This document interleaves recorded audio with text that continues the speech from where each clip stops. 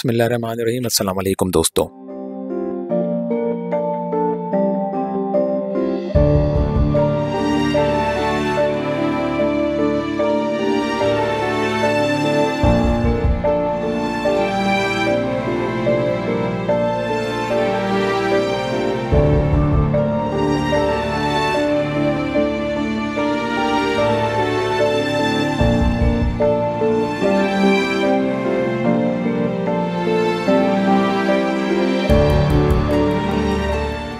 अगर आपको हमारी ये वीडियो पसंद आए तो हमारे चैनल को सब्सक्राइब और वीडियो को लाइक करना ना भूलिएगा। दोस्तों, नुसैरी अलवी शियाओं के गाली फिरका है जिसके पैरोकार शुमारी लबनान, बहर रूम के साहिल और शाम से लेकर तुर्किया की सरहद तक फैले हुए हैं। इनकी मजमूई तादाद 7 लाख के लगभग है, जिनमें से निस्फ के करीब शाम में जबालुल अस्किया, त्राबलस और हमाद वगैरह में आबाद हैं। इनकी खासी तादाद दमिश्क में भी मौजूद है। कहा जाता है कि नुसैरी या अलवी फिरके का बानी मोहम्मद बिन नुसैर अल बसरी अल नमीरी था, जो शियाओं के 11वें इमाम हसन अल अस्करी का एक पैरोकार और रफीक कार था। नुसैरियों के मुतक़ादात बुत परस्तों, ईसाइयों और इस्माइली शियाओं के अकायद का माजून मुरक्कब है। ये लोग अपने अकायद को पोशीदा रखते हैं और उन्हें चांद से ज्यादा दीद जानते हैं। नुसैरी करामत और मजूसियों की शाख है, तनासुक अरवा और क़द्म आलम के कायल हैं और नमाज, रोजा, हज, ज़कात और जन्नत और दोज़ख के मुनकर हैं। इनके नज़दीक नमाज पंजगाना, अहले बैत के जिक्र और रमजान के 30 रोजे 30 वलियों के नाम हैं। वो हजरत अली को इमाम अर्ज़ो समा समझते हैं। नुसैरी सैयदना अली की रुबूबियत के कायल हैं, जो बादलों में सुकूनत पजीर हैं। बादल को देखकर वो हजरत अली पर सलाम भेजते हैं। उनके नजदीक बिजली की गरज हजरत अली की आवाज और उसकी चमक हजरत अली की मुस्कुराहट है, इसलिए वो बादलों की बड़ी ताजीम करते हैं। खुलफाए सलासा यानी सैयदना अबू बकर, उमर और उस्मान पर सब शितम करते हैं। खुसूसन सैयदना उमर को नाशाइस्ता अल्फाज से याद करते हैं और उनके यौम वफात पर खुशियां मनाते हैं। इनकी बादशाह को ख्याल है कि सैयदना हुसैन ताला शहीद नहीं हुए बल्कि कहीं गायब हो गए। इनका अकीदा है कि दीन इस्लाम की तकमील सैयदना अली की विलायत से मशरूत है। अहले बैती महरम इसरार शरीयत है, जिनके फहम से दूसरे खासिर है। गदीर क़ुम की बैत अहले बैत के हुकूक का ऐलान है और कुरान मजीद की मुहक्कम और मुताशाबिह आयात में तमीज़ व तफरीक के अहल सिर्फ आइमा अहले बैत हैं। नुसैरी शराब को नूर समझकर हलाल जानते हैं, इसलिए अंगूर की बेल की बड़ी ताजीम करते हैं। इनके नजदीक सितारों में भी रूहानी दुनिया बाद है, जिसके असरात निज़ाम कायनात पर मुरतब होते रहते हैं। दोस्तों,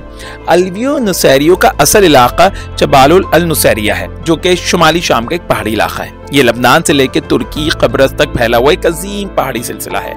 नुसैरी फिरका इसके अलावा शाम के कई सूबों जैसे अलस्किया, हमसोहमा, लबनानी इलाके अकार और तुर्की के सूबे हती, सेहान, तरसूस और अनातोलिया में कसीर तादाद में पाए जाते हैं। पिछले साल तक जारी जंग में नुसैरियों को जंगी और अफरादी कुव्वत भी इन्हीं इलाकों से मुयस्सर आ रही थी। 13वीं सदी ईस्वी तक इनके कई ताकतवर कबाइल मौसल इराक के शाम में वाक़ इलाके संजर में भी रहते थे, जो कि कुर्दों और इस्माइलियों के खिलाफ अपने हम मजहब शामी नुसैरियों की मदद के लिए जबाल अल नुसैरिया को गए और वहीं से इराक में बसने वाले नुसैरियों के अकायद शाम के नुसैरियों के अंदर भी नफूस पजीर होते चले गए। दोस्तों, नस्बी हवाले से नुसैरिया 4 कबाइल पर मुश्तमिल है। पहला, मातावीरा। ये इराक में बसने वाले नुसैरी थे, जो कि 13वीं सदी की शुरुआत में अपने हम मजहबों की मदद के लिए शाम के इलाके की तरफ लपके थे। इनके लीडर का नाम हसन यूसुफ अल मखजूम था, जिसको नुसैरियों के यहाँ तारीखी तौर पर एक खास मुकाम व मर्तबा हासिल है। कुछ मगरबी मौरखीन की तहकीक के मुताबिक हाफिज अल असद का ताल्लुक इसी कबीले से है, ताहम ये बात कुछ इस कदर दुरुस्त नहीं। दूसरे, अल हदादीद। ये इनका एक ताकतवर कबीला है, जो कि अल असद खानदान का खास वफादार है। इसे हुक्मरान खानदान की आग और कान का लक़ब दिया जाता है। 1982 के हमा के कत्लेआम में इसने भरपूर शिरकत की थी और अल अक़वान की तहरीकों को चलने में इसका खास किरदार रहा है। बशारी फौज के अहम ओहदेदारों का ताल्लुक इसी कबीले से था। तीसरा, अल क़यातीन। इस कबीले को भी नुसैरी इक़्तिदार में अहम किरदार हासिल है। चौथा, अल कल्बिया। ये कबीला खास अहमियत का हामिल है। नुसैरियों में सबसे ज्यादा जालिम व मुजरिम इस कबीले को माना जाता है। ये जंगली सिफ्त के लोग हैं, जो कि फरीक मुखालिफ पर किसी भी किस्म के रहम के कायल नहीं है। इनका तारीखी पेशा लूटमार और कत्ल गारतगरी रहा है। 19वीं सदी में उनके दरमियान वक्त गुजारने वाले ईसाई पादरी रेवरेंड सैमुअल लाइट के मुताबिक कत्ल गारत, धोखा, लूटमार इनकी सिर्फ में शामिल है। ये अहले सुन्नत के सख्त दुश्मन है। बेशतर मगरबी और जदीद मुस्लिम मौरखीन के मुताबिक बशार अल असद का ताल्लुक इसी कबीले से है। इस दावे को मजीद तक़वियत इस बात से भी मिलती है कि खरदहा, जो कि बशार के बाप हाफिज अल असद की जाए पैदाइश और उसके मकबरे का भी मुकाम है, तारीखी तौर पर कलबिया के ज़ेर असर रहा है, जहाँ परमा तावीरा कबीले का कोई निशान नहीं पाया जाता। इनको नुसैरिया कहने की वजह तस्मिया क्या है, इस पर आमतौर पर तमाम मौरखीन जमा है कि मोहम्मद बिन नुसैर की निस्बत से इन्हें नुसैरिया कहा या बुलाया जाता है। नुसैरिया फिरका असल में गुमराह ईसाइयों का ही एक गिरोह है। इस ख्याल की एक वजह इनके अंदर अकीदा तस्लीस का पाया जाना और ईसाइयत की दीगर रस्में जैसे क्रिसमस और ईस्टर का एहतमाम है। मोहम्मद बिन नुसैर, जिसका पूरा नाम मोहम्मद इब्न नुसैर अल नमीरी अल बकरी अल आब्दी है, एक फारसी नस्ल आदमी था और इराक में बात था। उसी की निस्बत से नुसैरियों को 10वीं सदी ईस्वी के अक्सर उलमा नुमैरी कहकर पुकारते थे। इसके हम असर शिया और सुन्नी उलमा के मुताबिक दायरे इस्लाम से खारिज था और पैगंबरी का दावेदार था। ये हम जुज़ परस्ती जैसे गुनाहों ने मर्ज का भी शिकार था। उसने 10वीं सदी ईस्वी में दीन की तरवीज इराक में शुरू की। नुसैरी मजहब की किताब मुसफ़ अल मशाइख में से एक वली और 11वें इमाम हसन अस्करी तक पहुंचने का दरवाजा करार दिया गया है।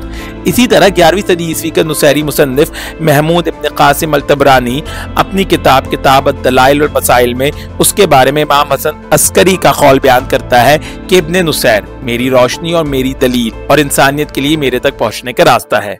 जो कुछ भी वो मेरे बारे में बयान करता है वो हक है। इसी तरह नुसैरिया का एक स्कॉलर यूसुफ इब्नुल अजूज हल्बी, जो कि इब्न नशबी के नाम से जाना जाता है, इब्न नुसैर को खुदा और मेहदी तक पहुंचने का रास्ता करार देता है, जिसके अलावा और कोई रास्ता नहीं है। 12वीं सदी ईस्वी के जलील कदर आलिम इमाम इब्न हज़म उनलसी भी इस फिरके से वाकफियत रखते थे और इसके काफिर होने पर यकीन रखते थे। उन्होंने भी इनके लिए नुसैरिया का लक़ब इस्तेमाल किया है। 14वीं सदी ईस्वी में मुजद्दिद वक्त इमाम इब्न तैमिया ने इनके काफिर होने और इनके जानो माल के मुबाह होने का फतवा सादिर किया था। ऐसे फतावे सिर्फ उनके नजरियात के कुफ्र होने की वजह से ना थे, बल्कि मुस्लिमीन से उनका बुग़्ज़ इनाद आखिरी हुदूद तक पहुंचा हुआ था। खैर, अल नशबी के बाद हुसैन बिन अली बिन हुसैन बिन हमदान अल क़ुसैबी ने उसकी गद्दी संभाली। अल क़ुसैबी वो शख्सियत है जिसने इस फ़िरक़े की तबलीग और तरवीज में सबसे बढ़कर कोशिश की। उसको नुसैरियों के दरमियान एक खास मुकाम हासिल है। इस फ़िरक़े के अकायद इतने गंदे और मशहूर ज़मानत है कि ये लोग अपने अकायद छुपा कर रखते थे और इसी वजह से किसी भी दरबार में कोई खास मुकाम हासिल ना कर पाए। इस्माइलियों के दौर में इन पर काफ़ी नरमी रही, जिसकी वजह से इनको अपने मजहब की तरवीज का मौका हासिल रहा। लेकिन अपने खुफिया अकायद की वजह से ये अहले सुन्नत में हमेशा शक की नजर से देखे जाते थे। अपने अकायद की वजह से ये एक खुफिया और अलग जिंदगी गुजारने पर मजबूर रहते थे। इस अलहदगी ने इनमें अहले सुन्नत के मुकाबले में एक एहसास कमतरी पैदा कर दिया था और ये उनके मुकाबले में हर दुश्मन की मदद पर तैयार रहते थे। 1099 ईस्वी में जब पहला सलेबी हमला हुआ तो सलेबियों ने उनको भी मुसलमान जाकर इनका कत्लेआम किया, लेकिन जल्दी सलेबियों को ये इल्म हो गया कि ये लोग आम मुसलमानों से अलग है, सो उन्होंने इनसे नरमी का सलूक करना शुरू कर दिया। उन्हीं की मदद से सलेबी शाम की साहिली पट्टी पर कब्जा करने में काबिल हुए और बदले में इन्हें वो किले वापस मिल गए जो कि इस्माइलियों ने इनसे छीने थे। 1258 ईस्वी में जब मंगूल हुक्मरान हलाकू खान ने शाम पर हमला किया तो इन्हीं की मदद से शाम पर उनका कस्बा मुस्तहकम हुआ। हलाकू के शाम में सुबह सालार कतबुगा को जब सुल्तान सैफुद्दीन कतर और अल मलिक ज़ाहिर अल बीबरस की मुश्तरका फौजों ने ऐन जालूद की लड़ाई में फैसला कुन शिकस्त दी तो मलिक बीबरस ने नुसैरी खिलाबंदियों के खिलाफ फौजकशी की। उसने इनके किले छीन लिए और इनकी जमीनों पर मसाजिद बनाई और इन्हें दीन की तरफ लौटने का हुक्म दिया। लेकिन इन लोगों ने मसाजिद को वीरान कर दिया, बल्कि उन्हें घोड़ों और जानवरों के अस्तबल में बदल दिया। मशहूर सैया इब्न बतूता, जो कि 1326 ईस्वी में इन इलाकों से गुजरा, उसके बयान के मुताबिक बीबरस की कायम करदा मसाजिद को इन्होंने अस्तबलों में बदल दिया था और अगर कोई नौवारिद मुसलमान इन मसाजिद में दाखिल होता और नमाज के लिए अजान देता तो पुकार कर कहते, खदे की तरह मत चिल्लाओ, तुम्हारी खुराक तुम तक पहुंचा दी जाएगी। अहले सुन्नत से इनकी दुश्मनी इस हद तक पहुंची हुई थी कि नुसैरी मौर्ख गालिब अत-तौल बयान करता है कि जब 1401 में मशहूर बादशाह मीर तैमूर ने दिमिश्क को फतह किया तो एक नुसैरी औरत जिसका नाम दुर्रे सदफ था 40 नुसैरी कवारियों को लेकर मरसिये पढ़ती हुई तैमूर के दरबार में हाजिर हुई और अहले दिमिश्क से अहले बैत पर होने वाले जुल्म सितम का बदला लेने की अपील की, जिसमें खास तौर पर सैयदा ज़ैनब का बदला लेने पर जोर था। तैमूर ने उससे वादा किया कि वो ऐसा करके रहेगा। ये औरत उन 40 कुवारियों को लेकर तैमूर के साथ साथ चली जो कि बनु उमय्या के खिलाफ तराने पड़ रही थी। तैमूर ने जब दिमिश्क को फतह कर लिया तो उसने अहले शहर से अपने लिए शहर की सबसे खूबसूरत लड़की को पेश करने का हुक्म दिया ताकि उससे शादी कर सके। जब मतलूबा लड़की फराहम कर दी गई तो तैमूर ने उसको नंगे बदन सारे शहर का चक्कर लगाने का हुक्म दिया। अहले शहर ने ऐसा करने से इनकार कर दिया। इस पर तैमूर ने कहा कि तुम्हें रसूलुल्लाह की बेटी को ऐसा करने पर किसने कहा था। ये कहकर उसने अहले शहर के कत्लेआम का हुक्म दे दिया।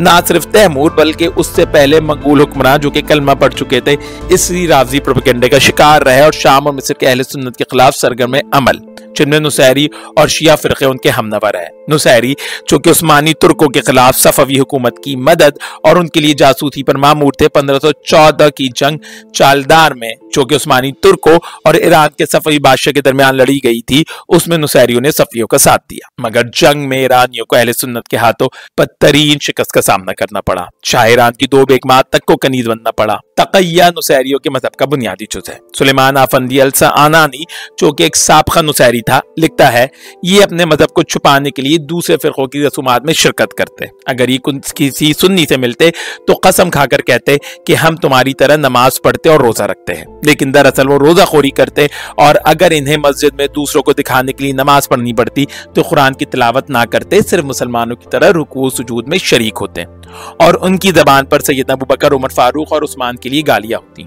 पहाड़ों पर बूदोबाश रखने वाले इन नुसैरियों का पेशा मुल्का इलाकों में सुन्नी जमीनों पर गारतगारी करना था। पुरअमन नुसैरी मुस्लिम जागीरदारों की सरजमीनों पर मुजाहरों का काम करते। जंगजू और बाकी नुसैरी कबाइल उस्मानी तुर्कों के खिलाफ हर वक्त सरगर्म अमल और उनके दुश्मनों की मदद पर तैयार रहते। पहली जंग अदीम के बाद सल्तनत उस्मानिया को शिकस्त हुई तो फ्रांस और बरतानिया के माबैन बदनाम जमाना स्काइस मुआहिदे के तहत शाम जो कि फलस्तीन, इराक और लबनान पर मुश्तमिल रियासत था, मुख्तलिफ मुल्कों में बांट दिया गया। 1919 में लीग ऑफ नेशंस के फैसले के मुताबिक फ्रांसीसी इंतबात के नाम से मौजूदा शाम का इलाका फ्रांसीसी अमलदारी में दे दिया गया। फ्रांसीसी फौजें उससे 1 साल से पहले ही यानी 1918 में ही शाम में दाखिल हो चुकी थी और उनकी अमलदारी में नुसैरी इलाके भी शामिल थे। फ्रांसीसी इंतजामकारों ने शाम को 4 इलाकों में तकसीम कर दिया। रियासत लबनान, रियासत हल्ब, रियासत दमिश्क, इसमें जबाल दुरूज भी शामिल था, और रियासत अल-अस्किया, एक अलग नुसैरी रियासत। नुसैरी फ्रांस के कब्जे से पहले ही फ्रांस के साथ राब्ते में थे। सन 1919 में उनके 73 सरदारों ने फ्रांसीसी हुकूमत को एक टेलीग्राम लिखा जिसमें उनसे एक अलग नुसैरी रियासत बनाने की दरख्वास्त की गई। इस टेलीग्राम में उन्होंने खुद तस्लीम किया कि मुसलमानों से अलग एक मजहब कौम है और रियासत फ्रांस से वफादारी का ऐलान किया। इस खत पर दस्तखत करने वाले नुसैरी सरदारों में सुलेमान अल असद भी शामिल था जो कि साबिक सदर बशार का दादा है। फ्रांस को इन मफ्तूह इलाकों में अपना कब्जा बरकरार रखने के लिए मुकामी क़ुव्वतों फौज की जरूरत थी। अरब नेशनलिस्ट तहरीक जो कि सुन्नियों पर मुश्तमिल थी उसके लिए मददगार साबित ना हो रही थी, इसलिए उसने अपने मशहूर डिवाइड एंड रूल वाले उसूल के तहत शामी अक़लियतों पर मुश्तमिल एक फौज तश्कील दी जिसको शामी खुसूसी फौज यानी सीरियन स्पेशल फोर्सेस का नाम दिया गया। यह नुसैरियों के लिए एक सुनहरी मौका था कि वो इस मौके को पाने के लिए लपके और यहाँ से ही इस नुसैरी फौज के क़याम की बुनियाद पड़ी जिसने बाद के वाक़यात में बहुत अहम किरदार अदा किया। सन 1946 में फ्रांस को दूसरी जंग अदीम के नतीजे में शाम को छोड़ देना पड़ा और कई बरतानवी मकबूजा रियासतों के बशमूल पाकिस्तान की तरह शाम भी एक आज़ाद सल्तनत करार पाया। 1949 में शाम में ऊपर तले 3 फौजी इनकलाब आए जिससे यहाँ जमहूरियत पर चलने की उम्मीद खत्म हो गई।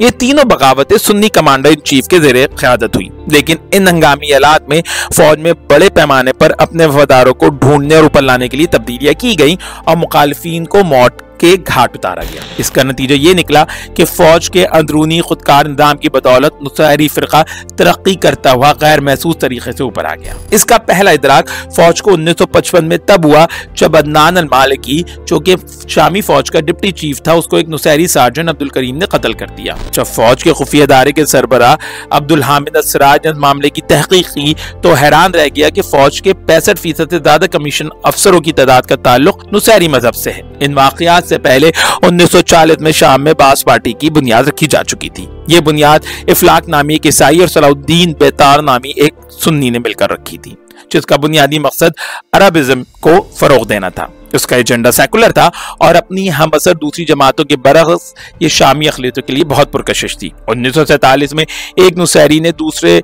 बहुत से नुसैरियों की तरह इस जमात में शमूलियत इख्तियार की। ये शख्स कोई और नहीं मौजूदा सदर बशार अल असद का बाप हाफिज अल असद था। 1950 में सेकुलर एजेंडा रखने वाली एक और पार्टी SSNP जिसमें भी नुसैरियों की काफी तादाद मौजूद थी पर पाबंदी लगा दी गई जिसकी वजह से उसके मेंबरान की एक कसीर तादाद भी बास पार्टी में शामिल हो गई।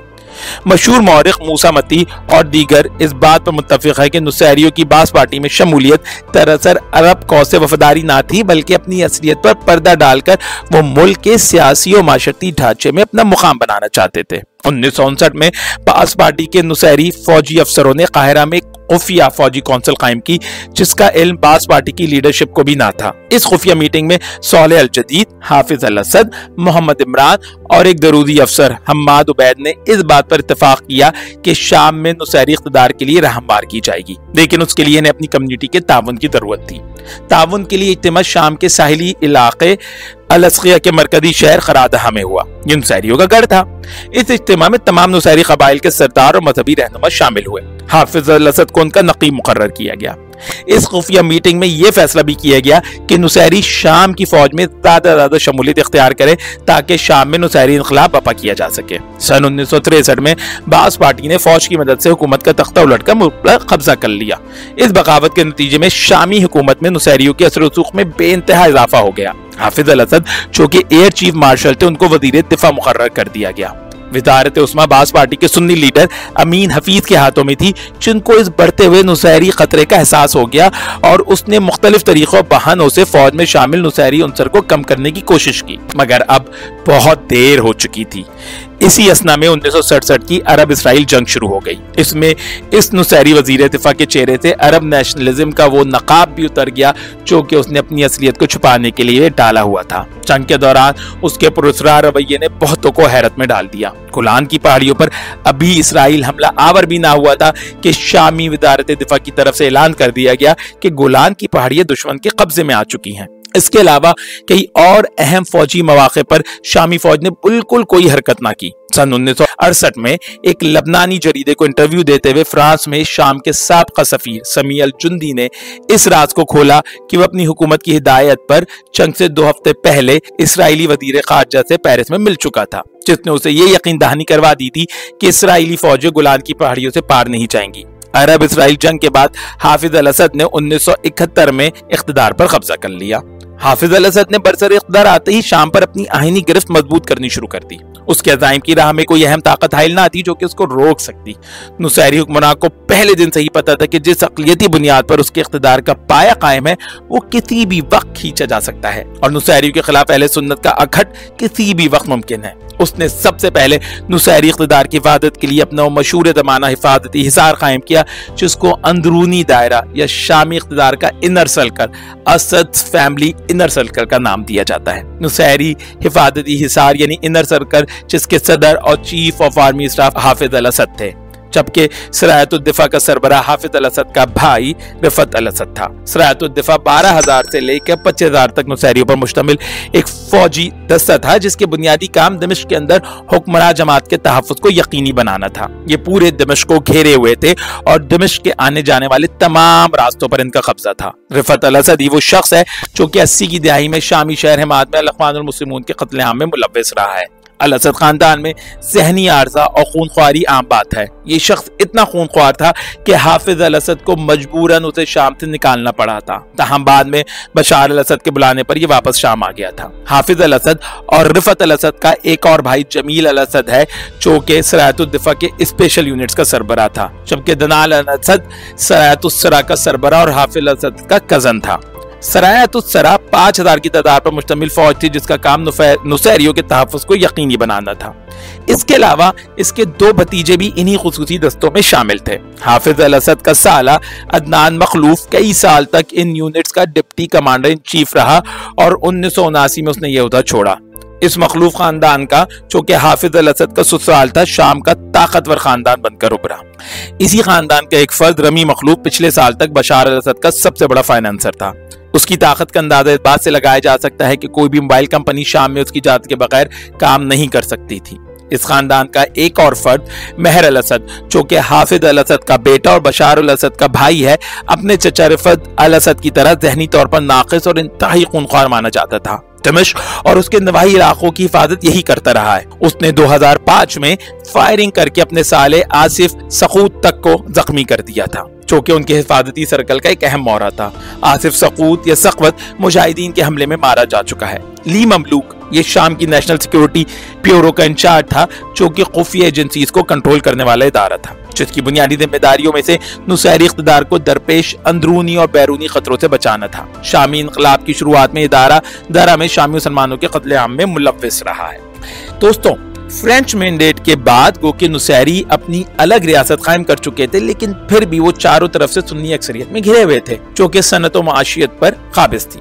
क्योंकि वो अरब नेशनलिज्म की तहरीक को सुन्नी अक्सर की वजह से काबिल एतबार ना जानते थे, लेकिन बजाते खुद ये तहरीक इस बात में दिलचस्पी रखती थी कि उन्हें किसी तरह कौमी धारे में शामिल कर लिया जाए और अरब ममालिक से गैर कौमों का तसल्लुत खत्म कर दिया जाए। नुसैरी भी ये बात भाप चुके थे कि मगरबी कुव्वतें इस खित्ते से वापस जाने वाली हैं और उनके लिए बेहतर यही है कि मजहबी तफावत को एक तरफ रखकर कौमी धारे में शामिल हो जाएं। इसकी सबसे पहली कोशिश खुद उन्हीं की तरफ से सामने आई और सन 1936 में इन नुसैरियों के रिजाल शयूख ने एक फतवा जारी किया कि मुसलमान हैं और आम मुसलमानों की तरह कलमा और 5 अरकान इस्लाम पर ईमान रखते हैं, और जो उसको नहीं मानता वो उसे अपने आप में शामिल नहीं समझते।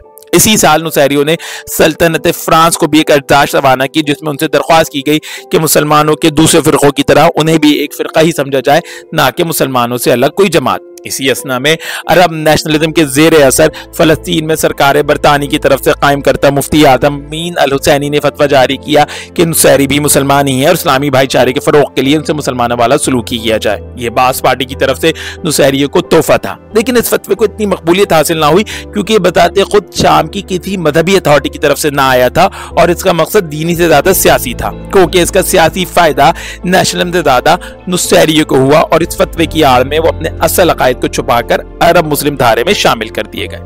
असना शरिया भी इस सारी सूरत हाल पर नजर रखे हुए थे।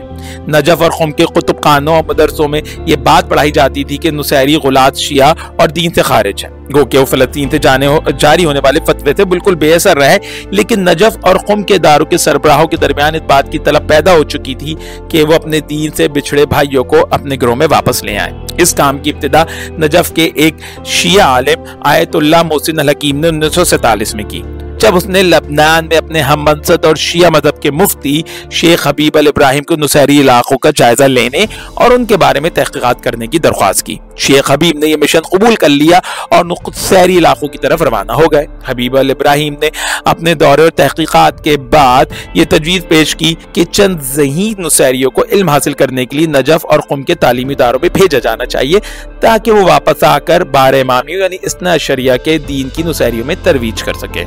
इस तजवीज़ पर अमल दरामद हुआ, लेकिन इसका कोई हौसला अफजा नतीजा ना निकल सका। नजफ और खुम के मुतासिब 12 इमामियों ने तालीम हासिल करने के लिए गए हुए नुसैरियों से बहुत तहकीर आमेज सलूक किया और इन्हें मजहब शिया का हिस्सा मानने से इनकार कर दिया। यहाँ एक बात याद रखने के काबिल है कि नुसैरियों का शियाओं के मुकद्दस शहर नजफ और खुम का पहला दौरा था। इससे पहले इनका कोई शेख या बासी इन खत्तों में बाकायदा अपने मजहबी नाम के साथ दाखिल ना हुआ था, लेकिन शेख हबीब ने हिम्मत नहीं हारी और ये तजवीज़ पेश की कि नुसैरी इलाकों में 12 इमामियों की एक सोसाइटी कायम की जाए। यू अल-अज़किया में जाफरी सोसाइटी का क़याम वजूद में लाया गया, जिसकी शाखें तरतूज, बानियात और जबला तक फैली हुई थी। लेकिन अभी तक नुसैरियों को 12 इमामियों की तरफ से मुसलमान होने का फतवा नहीं मिल सका था, क्योंकि नजफ और खुम के शिया उलमा का यही ख्याल था कि नुसैरी लोगों को अभी और इल्म हासिल करने की जरूरत है। ऐसी कई कोशिशें 1956 तक इराकी और लबनानी 12 इमामियों की तरफ से होती रहीं, जिनका बुनियादी मकसद नुसैरियों को मुसलमान करार देने से ज्यादा इस्ना अशरिया अकायद सिखाना था। लेकिन इनका एक फायदा हुआ कि इस्ना अशरियों और नुसैरियों को काफी करीब आने का मौका मिल गया। 1960 में इन ताल्लुकात को छोटा सा धचका उस वक्त लगा जबकि इराक और शाम की बास पार्टियों के दरमियान कुछ मसाइल में इख्तिलाफ होने की वजह से नजफ और खुम जाने का रास्ता बंद हो गया। लेकिन 1966 में तक नुसैरी दोबारा नजफ और खुम का रुख करने लगे और इस दफा उनसे होने वाला सलूक पहले की निस्बत बहुत बेहतर था। इस सलूक का शाखसाना 1971 में उस वक्त सामने आया जब शाम में हाफिज अल असद ने हुकूमत संभाली। हाफिज अल असद ने हुकूमत संभालते ही 1973 में बास पार्टी के मंशूर के तहत जो कानून पेश किया वो रियासत का मजहब इस्लाम होने की गारंटी नहीं देता था, जिस पर मुल्क भर में इस्तराब की लहर दौड़ गई। इस इस्तराबी लहर से निपटने के लिए हाफिज अल असद ने कानून की एक नई शिक मंजूर की, जिसके मुताबिक मुल्क का सरबराह मुसलमान होगा। इसके बाद हाफिज अल असद और नुसैरी हलकों में ये हलचल मच गई कि नुसैरियों को किसी भी तरीके से मुसलमान करार दिया जा सके। इस मसले का हल 1973 में उस वक्त के सबसे बड़े लबनानी शिया रहनुमा मूसा अल सदर की सूरत में सामने आया। ये नजफ में पैदा हुआ था और क़ुम में तालीम पाई थी। ये इराक की मशहूर मेहदी आर्मी के सरबरा मुख्तदा अस-सदर का कजन था, जो कि इराक अमेरिका जंग के दौरान हजारों अहले सुन्नत के कत्ल में मुलव्विस रही है। ये पार्टी अमल अशिया का बानी था, जिसने आगे चलकर हिजबुल्लाह की सूरत इख्तियार की। ये उस वक्त तक लबनान में सुप्रीम इस्लामिक शिया काउंसिल कायम कर चुका था, जो कि लबनान के तमाम इस्नाशरी शियों को कंट्रोल करती थी। लेकिन लबनानी त्रिपोली में होने वाली नुसैरी अक़लियत अभी भी इसके दायरे असर से बाहर थी, जिसकी बहुत ज्यादा रवाबित शामी नुसैरियों के साथ थे। ये असल में एक ही कबाइल थे जो कि दो मुख्तलिफ जगहों पर बसते थे। मूसा सदर अपनी सियासी अमलदारी को बढ़ाने के लिए सन 1969 से ही शामी नुसैरियों के साथ राब्ते में था। 1973 की शामी सुन्नी बगावत से निपटने के लिए, जो कि इस बात पर मुत्तफिक थी कि नुसैरी मुसलमान नहीं है, मूसा अस-सदर से ज्यादा मौजू बंदा कोई नहीं था। यूं सन 1971 में इस ज़हीन रावती शेख ने सुप्रीम इस्लामिक शिया काउंसिल के फोरम से ऐलान किया कि नुसैरी भी मुसलमान है और इतना अशरी मजहब का हिस्सा है। यही ताल्लुकात आगे चलकर ईरान के रावती इनकलाब और शामी हुकूमत के माबैन अच्छे ताल्लुकात की बुनियाद बने। ईरान के खुमैनी इनकलाब की जद्दोजहद के दौरान, जो कि शाह ईरान के खिलाफ हुई, शामी हुकूमत ने अपने दरवाजे ईरानी लोगों के लिए वाकिए रखे। उनके कई मशहूर उलमा को दमिश्क में दफनाया गया या उन्हें शाम में सियासी पनाह दी गई। शाम को अंदाजा ना था कि ईरान में वाकई इनकलाब बपा हो जाएगा, लेकिन इस इनकलाब के बपा होते ही खुमैनी की हुकूमत का कुदरती झुकाव शामी हुकूमत की तरफ था और शामी हुकूमत की पुष्ट पर अब वो मजहबी क़ुव्वत मौजूद थी जो कि हमेशा हमेशा के लिए उनको अक़लियती खतरे से दूर करने वाली थी। और इसी वजह से ये इत्तेहाद आज तक कायम है।